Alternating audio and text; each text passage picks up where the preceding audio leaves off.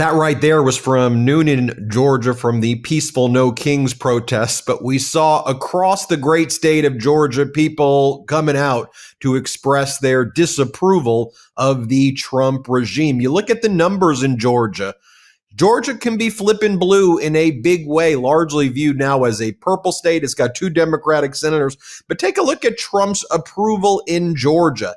Net negative 13%. Let me repeat that. Trump's approval in Georgia is negative 13% and dropping even more. Before I inject hopium in your veins about Georgia turning blue in more meaningful ways, let's just go through some of the objective data. And why don't we start with this week when I know a lot of attention was spent on the special election that took place in Tennessee, where we saw a plus 14 overperformance by the Democratic candidate there, but still a loss in Tennessee's 7th. Look what happened in Georgia, in Roswell, where a mayor's race had a major flip. The Democrat, Mary Robichaud, defeated Republican incumbent Kurt Wilson in a runoff election to become the next mayor of Roswell, Georgia, a major upset and another sign of shifting suburban politics in the South. And she won by pretty big numbers as well. And you may be saying, well, you're just going to cherry pick Roswell, Georgia. Don't forget what happened with that blue tsunami earlier in November, where we saw for the first time in 25 years, Democrats flipping seats on Georgia's Public Service Commission from red to blue. Democratic candidates Alicia Johnson and Peter Hubbard defeated Republican incumbents, flipping 2 longtime Republican-held seats, and actually by pretty insane margins. You zoom in on the Hubbard victory over Fitz Johnson, won by like 20 points. So not just a flip, like an overperformance by 30 to 40 points right there as well. So major shifts. Plus 25 was actually seat 2. Seat 3, a plus 26 shift.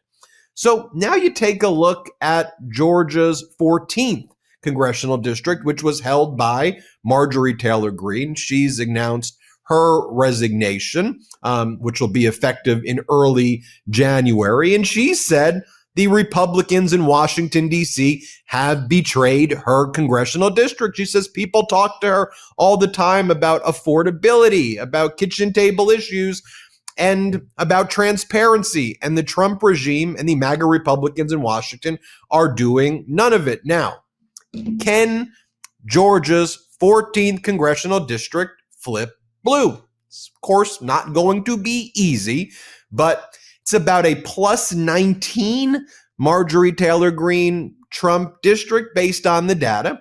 And if you've seen some of the other shifts in those Public Service Commission races, and if you look at a plus 14, plus 15 shift towards the Democrats that we just saw in Tennessee, if you have a slightly bigger shift there in Georgia, I think it certainly becomes a possibility. That's why I want to hear from Shawn Harris, a retired brigadier general. He's running for that congressional district seat as a Democrat. Let's bring in Shawn. Shawn, it's great to see you. I start off by showing those data points right here. You're running, and you thought you were running against Marjorie Taylor Greene as you had in 2024, but you're going to be running against some MAGA candidate who's going to be handpicked by Donald Trump and anointed to do Trump's bidding. So it's going to be you versus basically a Trumper. You think that you can flip this district? Hey, Ben, first of all, it's great to be on your show. And bottom line up front, yes, I can win this district. And oh, by the way, not only will I be running against one person that's picked by Donald Trump, in this particular special election, it's probably going to be 5 or 6 Republicans that I'll be running against. But that's fine. Bring them all on, because now we actually have in Georgia, we know how to win. People know it's important that to come out and vote. And that's what it's going to take for us to win up here in Northwest Georgia. Yeah, you live in Northwest Georgia. You were born in Georgia. You're a cattle farmer there. You've been speaking with the people there. What are you hearing when you talk to people in the congressional district since Marjorie Taylor Greene has left? And by her own admission, what's going on in Washington from her own party is hurting the people. I mean, even if people in your district still like Marjorie Taylor Greene, some of them, she's telling them, if you vote for a Trumper, basically, they're going to hurt you like they're doing right now. You're exactly right. Marjorie and I don't agree on a whole lot of things, but in Marjorie's last days of her transformation or whatever you want to call it, Marjorie started using my talking points about affordability, making sure we have good health care, make sure we got you can actually afford a house and bring in generational jobs. As soon as she started talking about that, that's when Donald Trump and the Republican Party told her, we don't want you anymore. And as you know, she decided to get out. So what I'm actually hearing here on the ground across the board from Democrats, independents, and what I call Ronald Reagan Republicans is we want you, Shawn. We want somebody that's going to stand up and stay focused on our district. And that's what I'm going to do. And the way we're going to win it is with a coalition of Democrats, independents, and Ronald Reagan Republicans, because Ronald Reagan was an individual that reached across the aisle. And that's what I'm going to do as a Democrat, to reach across the aisle to do what's best for Northwest Georgia.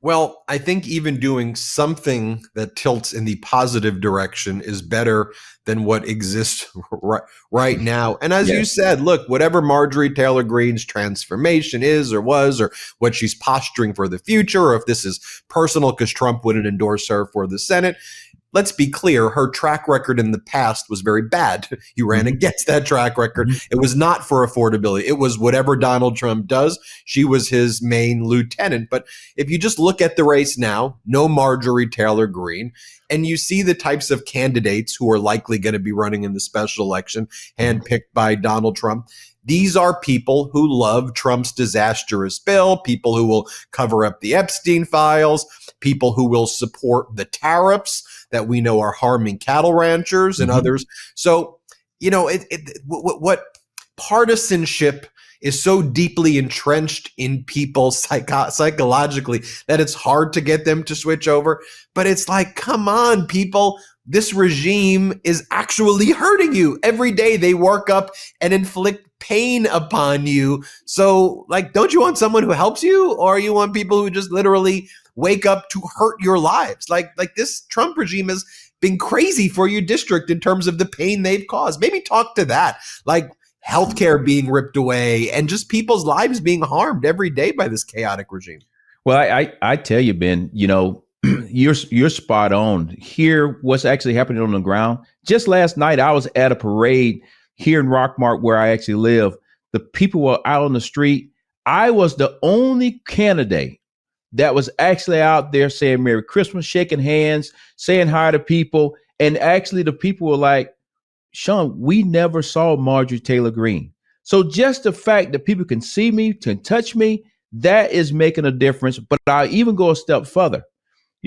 These individuals that I'm going to be running against here in the future, whenever the special election is going to be, you're exactly right. They just a carbon copy of the old Marjorie Taylor Greene. We don't know what the new Marjorie Taylor Greene is going to be. And Marjorie Taylor Greene has clearly said to the Republican Party, and actually to our entire district, that plan is not working. And that's why I know that all kind of people are going to come to my campaign, and we're going to shock the world whenever we have this election. And this district it won't turn blue. It will not turn blue. Let's don't be crazy. And it probably won't even turn purple. It will turn pink. And that's why a Democrat like me that's in the center has to clearly understand that when I get there, I got to be able to represent everybody and do the exact opposite of what Marjorie Taylor Greene did. She did not represent everybody in this district. I mean, if you think about what this Trump regime does, just take, for example, rural hospitals, which $200 billion was removed for a fund for rural hospitals. Then the Trump regime returns $50 billion. So in total, they took away $150 billion, but brag about the $50 billion they returned. Now, if I'm speaking to your constituent and I say, so let's just say I go into your bank account and I take $1,000 from you, and then I return $200 from you. I've still stolen $800 from you. And then I say, I want your vote because I just gave you $200. I quite literally stole from you. And that's what this Trump regime is doing. You can take it on rural hospitals. You can take it on Affordable Care Act subsidies, where the people in your district are now going to be paying 3-4 times as much if no action is taken by the end of December. We don't think any action is going to be taken by December. So you've got these MAGAs running around the district saying, vote for me, while then clocking the people on the head. Like, it should be that basic. I want to give you the final word, but to me, it's like they're running to cause the people pain. So we're going to keep following your race. Just wild concept to me. Well, I tell you, it's just this morning. I ran into a gentleman this morning at the gas station, and I know him personally, and he's a Marjorie Taylor Greene supporter, and that's great. You know, I don't have to have everybody trying to support me. This is a free country. But he was specifically talking about that issue that you was talking about. He was trying to tell me when I was pumping gas this morning that Donald Trump is going to send him a $2,000 check. And I was trying to explain to him, I don't think you're going to get a $2,000 check in this lifetime. And if you do get it, it will not get here in time enough to be able for you can take care of your family before health care and all these other things guys are kick into place. And you know, we just agreed to disagree. But what he did say to me is, Shawn, I'm watching your race. I like what you're doing. And oh, by the way, I may actually come out and vote for you. So at the end of the day, Ben, I got to win and earn every vote. And the way I'm going to do it is just by talking directly to the people, because they know that they've been had under Marjorie Taylor Greene and Donald Trump. $2,000 check after promising the $5,000 Doge check. Where did that one go? I don't know. They just dangle money in front of people, and then, and whatever. I think you'll tell them, we'll see if that $2,000 hits your account. And if ultimately you've lost, even if it ever does, which I don't think it will, you've already lost way more money than that offsets. Where can people find out more about your campaign, Shawn? At the end of the day, just go right there to ShawnForGeorgia.com. We ask for everybody's support. We want to thank people in advance. Since Marjorie stepped down, our campaign has really took off.